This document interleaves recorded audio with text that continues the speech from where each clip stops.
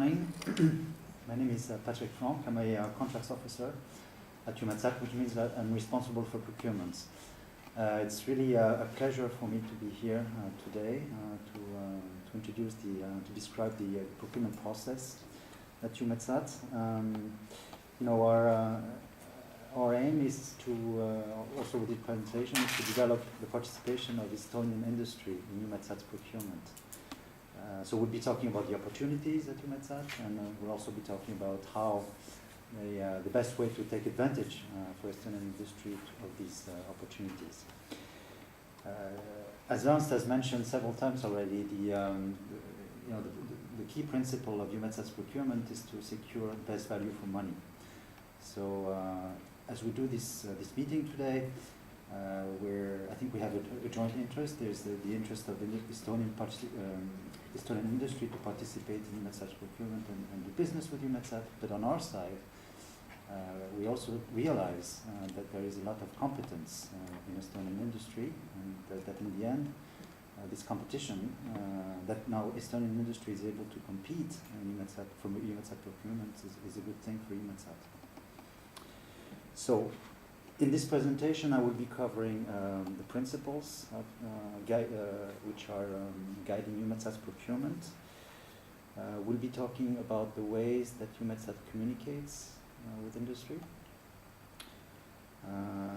I'll be describing the main areas or the typical areas of procurement where EUMETSAT is procuring. So, where the opportunities are in general. Then I will be describing the tendering process, including our website system, which is called EUMETS. And finally, we'll recap on the upcoming large opportunities in EUMETSAT's procurements. So, competition. The competition that EUMETSAT is running are within the EUMETSAT member states. So now that Estonia has become a member state of EUMETSAT, it means that Estonia will be able to participate in EUMETSAT procurements. So here's the list of EUMETSAT's member states, and so there is Estonia, which is one of the most recent. I think Iceland is the most recent state to have joined EUMETSAT as a member state. Now the procurement principle is, as we've mentioned, best value money. This is actually established in the EUMETSAT convention. So it's a founding principle for the organization that all procurements should be open to competition. And the criteria to establish what the best value is typically consist of the compliance with EUMETSAT requirements, the management aspects in the proposal of the bidder, and of course price, costing, and costing we're taking into account the lifetime. So it's not only the cost of developing something, it's also the implications for the maintenance.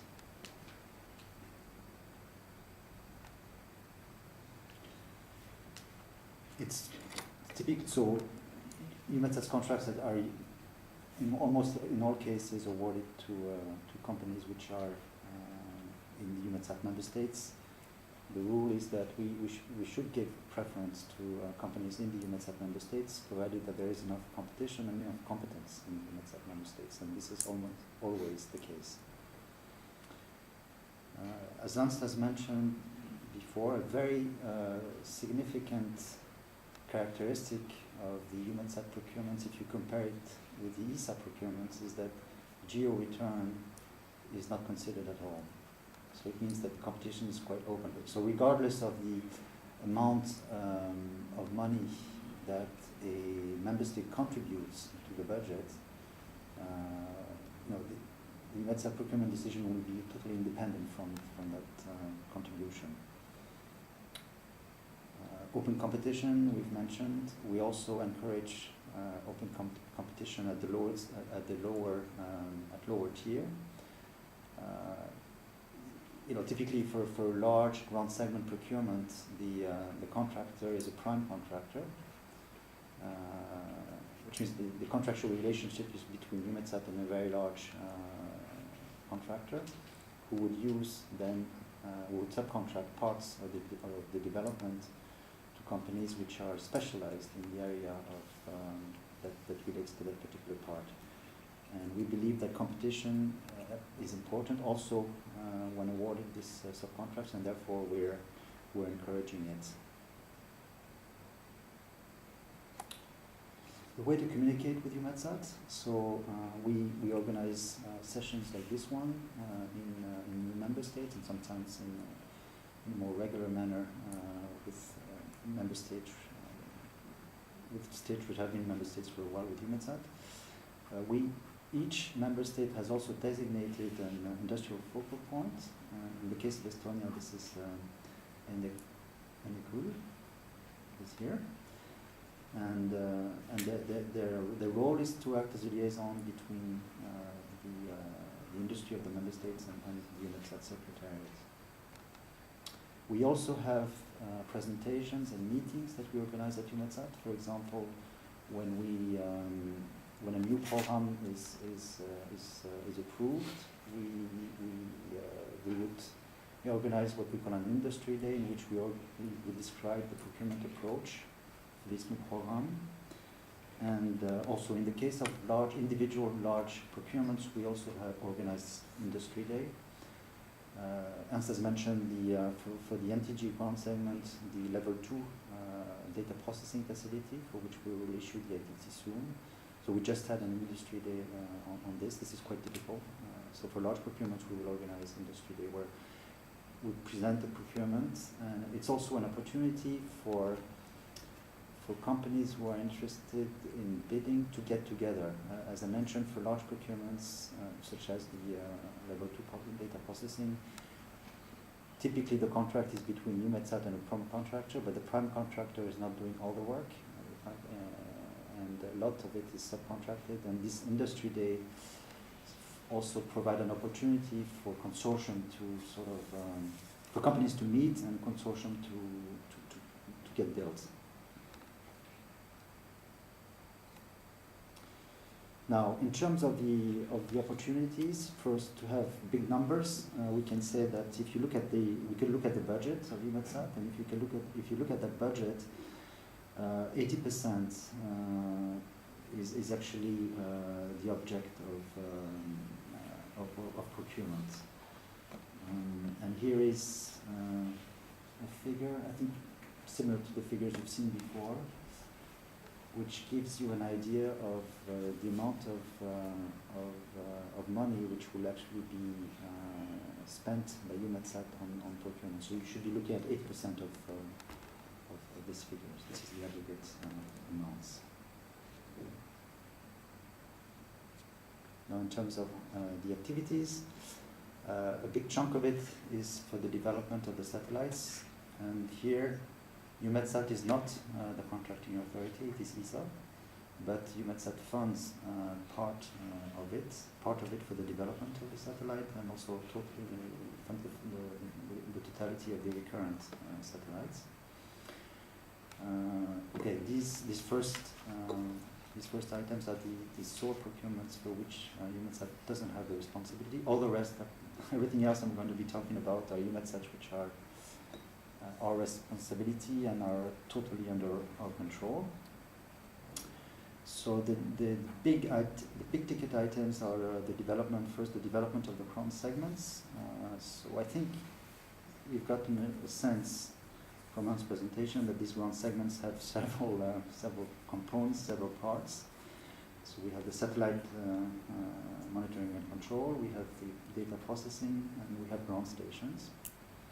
And depending on the program, these can be grouped or not, or in different ways. But in any case, they're still being procured. So we need contractors in these different areas. Maybe less relevant to Estonian industry are the launch and LEOP services. LEOP is a service which brings the satellite after it's been delivered on by the launcher to its operational orbit. But I mention it because this is a big ticket item.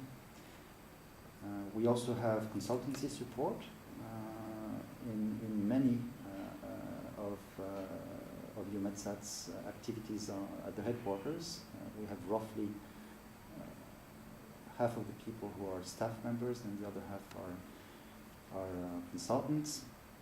So this is in the areas of satellite operations engineering, software, telecommunications engineering, training, communication, and public relations support, to tell you the variety that we're covering.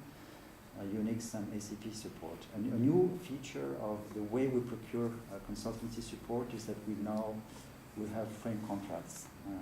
We'll continue to procure consultancy support on an individual basis, but we're introducing frame contracts, and we already have one out actually for this, which is the first for Sentinel-3 operation support. It just came out. And then we're also introducing services, procurement of services. We always had telecommunications and operations of services, but now we're replacing consultancy support by service contracts. This is for software maintenance, which can also be off-site, by the way. So the maintenance of software being used in operations or in other areas at EUMETSAT's headquarters are maintained by contractors remotely. And of course, the site infrastructure services, this is not really new. Scientific studies, which Ernst touched upon, we procure many of these, also with academic institutions or research institutions. And finally, hardware.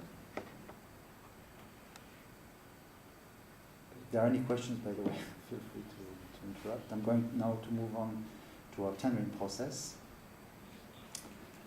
And the way for industry to learn about the opportunities and to also deal with participate in the EUMETSAT's tendering process is on our website called our website section is called EUMETS. So in order to be able to, so this is the page you're seeing now is the EUMETSAT website, and the way to get into the EUMETS, so the tendering system, is you click on business with EUMETSAT on this. So this is a public page, and then to get into the actual details of EUMETSAT's ITTs, invitation to tender, you will need to register under EUMETS. This is a very simple process. You just need your name and an email address. That's it. So it's not a big thing, but you still need this login. And today we have, I checked before coming, we have about 30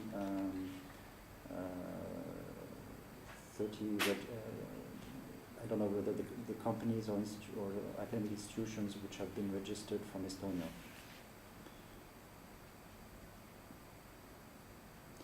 So this is where the invitations to tender are published. This is also where any communication on upcoming invitations to tender is published and is available to industry. One question. Yes? Is the registration based on a person, a natural person, or the company based? If the person it's a natural person. It's a natural person. In the end, it's each person who has actually registered who will get notifications when a new ITT is published, when there is information which is made available on EUMETS that is of interest to industry, then all those who have registered will get notification by email. So we're talking of natural persons. You can have several. There's no limit actually on the numbers of persons from the same company who register. That's a good question. Thank you.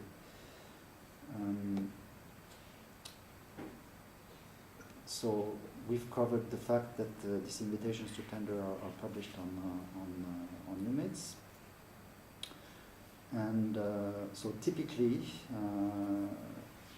all procurement processes are quite structured. So we have general, conditions of contract. We have general tender conditions, and typically we're going for firm fixed price contracts, where responsibilities are clearly defined in statements of work, in the EUMETSAT statement of work, and we try to cover as much, to transfer as much responsibility as we possibly can to industry. We really see industry as our partners in developing solutions and services for EUMETSAT, and we transfer as much of these activities that we can to industry, and this is done through these contracts. The thing that bidders should look at very carefully is what we call the special tender conditions. When we launch a procurement, there are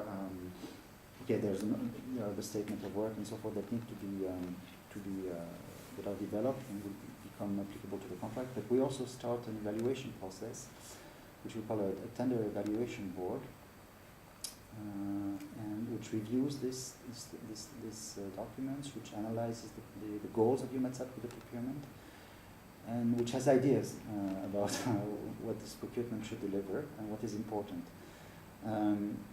And the way this is communicated, and these people in the end will make the decision as to who is the winner of the competition and who the contract should go to. The special tender conditions are the communication from this board to industry, to the bidders, to say, look, this is what is important to us in the procurement. Please explain to us how you're going to do this or that, and it also outlines the evaluation criteria, which will be used by this evaluation board to make its best value for money determination. So this is for the bidders. This is a very important document to look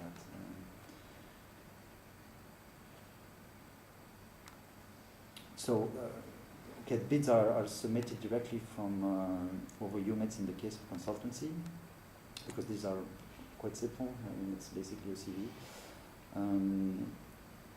Otherwise, we request a package which includes a CD, of course.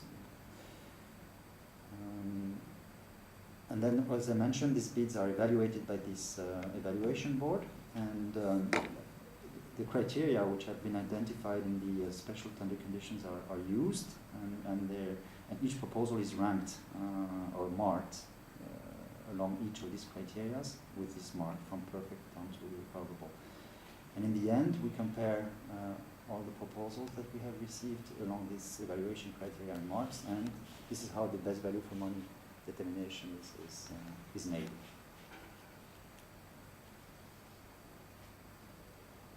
Do you have any question on this selection process?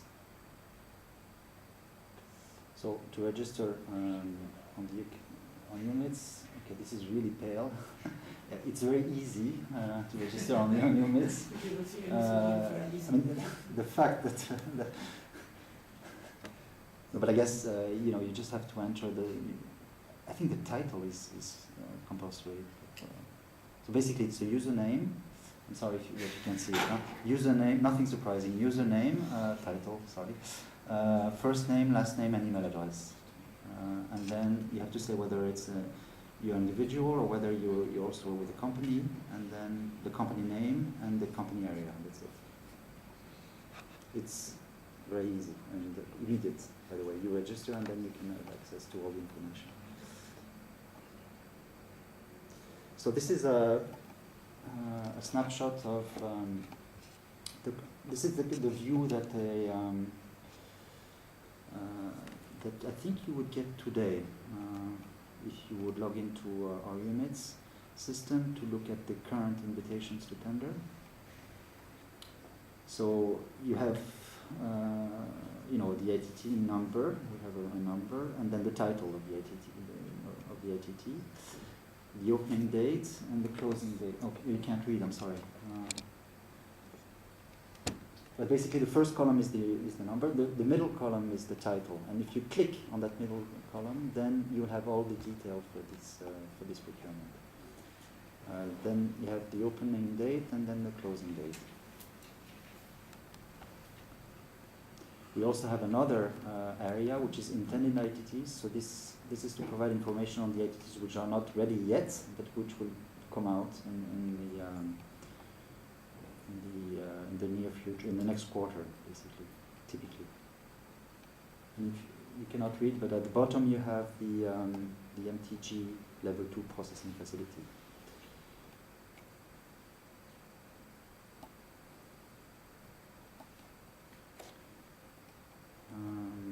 So now, in terms of the upcoming major business opportunities that we have on EUMETS, we have this frame contracts for Sentinel-3, which just came out. So these are frame consultancies, frame contracts for consultancy. So the idea is that we will place contracts with a consortium of companies, and then when the need arises for consultancy support, we will go only to those contracts, to those companies with whom we have frame contracts to have a reduced competition. And there will be basically two frame contracts in two different areas. The first one is operation engineering and science support, and the second area is ground segment engineering and maintenance support. The next major business opportunities with the MTG instrument data level 2 processing facility, which will come out in the next 2 weeks.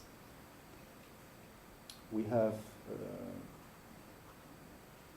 although individually they're small, taken as a whole, the support of the procurement of consultancy support is a big business opportunity. And finally, on EPSSG, when it is approved, expected at the end of 2014, we should have also very significant procurements. So this completes my presentation. I don't know if you have any questions, but what we went through the principle guiding EUMETSAT procurements. We talked about the ways that EUMETSAT communicates with industry. We discussed the areas of procurement opportunities, the tendering process, and in particular the EUMETS website, and finally the upcoming large opportunities at EUMETSAT. If you have any question, I would be happy to respond. Yeah? I have one question. In which cases companies should more closely collaborate with industrial focal points in member states, for instance, at Enterprise Estonia in Estonia case? In which cases industry partners should seek for more collaboration between focal points, or can they just submit them proposal directly, or how industrial focal points can help companies in the member state areas? Okay, there's one immediate way that comes to mind, and that is for companies to know where EUMETSAT is with respect to the approval of its programs, and you know what programs has recently been approved, and what procurement approach is going to be used. Where are the big upcoming opportunities? This would be I think an area where the AFP can be a good. Now, if you have any specific any questions relating to a specific procurement, then it should be asked directly, of course. By the way, I forgot to say, this is an important point. During when an entity is up on EUMETS with its with the full documentation, it may be that something is missing or something is not clear. So there is always the ability for bidders to ask questions, and this is done via EUMETS. And then if indeed it is missing, the information is missing or is unclear, we will provide a response. And we do this in an open manner, which means that the question, in that case, both the question and the answer will be posted on EUMETS so that everybody knows about it. It's not anonymized, so nobody knows who puts a question. So we will not say this company. ask this question, but it will be moonshot. Yeah. And coming back to your question, when for smaller companies, it would make a lot of sense to get together with a bigger company, like a consortium, and there the industrial focal point can really help making connections to other countries. And coming back to your question on that, I think that would be helpful, because for a very small company, it's really difficult to get a big contract, it's clear. Huh?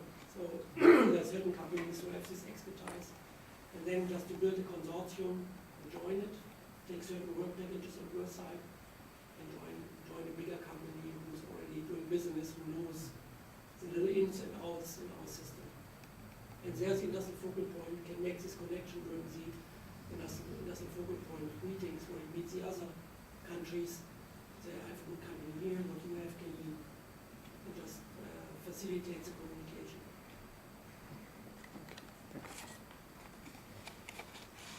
Thank you. How many data do you get in general, or what might be the succeed rate, percentage to succeed? I'm sorry, How the many question was? tenders? How many tenders you get in general? It depends on the area, I would say. For consultancy support, it's very competitive. If we're talking of a large facility, for example, a ground segment or a big part of the ground segment, then we deal with at the prime contractor level. So the competitors are at the prime contractor level, so they're more a handful. Yeah? But below this, there would be a very large number of subcontractors. It always depends also on the procurement approach. As Patrick said correctly, for EPS ground segment, we're the prime contractor, they're covering everything. So there are not too many companies in Europe who can do that. On MTG, where we distributed in several packages, we had 12 offers for the MDA, for the K8 antenna, and roughly 9 for the TTNC. So it all depends if this is a standard commodity, which you can easily buy, because specific antennas for satellites are not only used for meteorological satellites, but also for communication satellites. So there's a commodity outside. For the science studies, sometimes we only get one offer, because it's a very specialized area. So there's not a general answer to this. Although the one answer, the one bid situation we do not really like. We don't like that. We try to avoid, we try to design a procurement so that our ITTs, so that there is competitive situation. But answers on top. I mean, with scientific studies, then it's true that it's reduced. And what is the timeline of this process? How much time does it take before you make this decision? Yes, so this depends on the value. I should have explained. This is a good question. I should have covered this. It depends on the value of the procurement, because, for example, if the procurement value, including options, exceeds 1.5 million, then the procurement has to be approved by our council, by the EUMETSAT council. So, as you know, the council only meets twice a year. So this comes into account. For an entity below 1.5, which is the vast majority of our procurements, then seen from industry, you will have this intended ITT, which will tell industry about a quarter, 3 months before it comes out, that the ITT will be coming out. Could be a shorter time frame.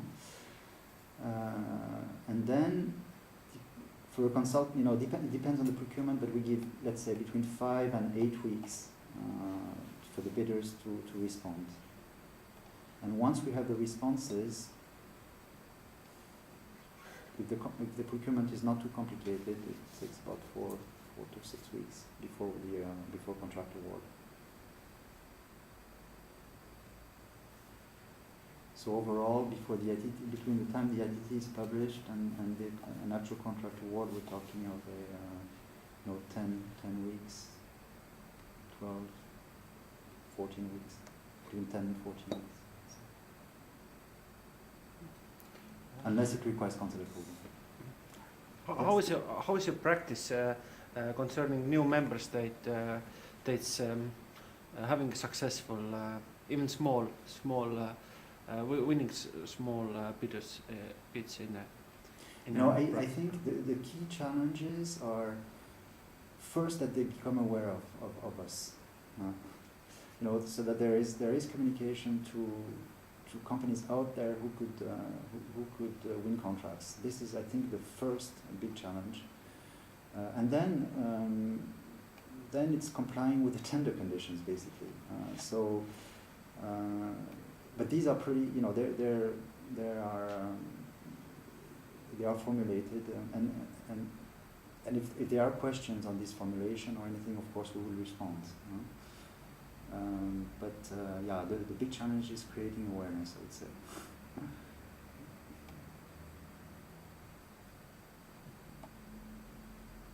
Our interest is, once people are aware, is to simplify as much as possible the process for companies to bid. But we have to follow our rules. That's the only constraint.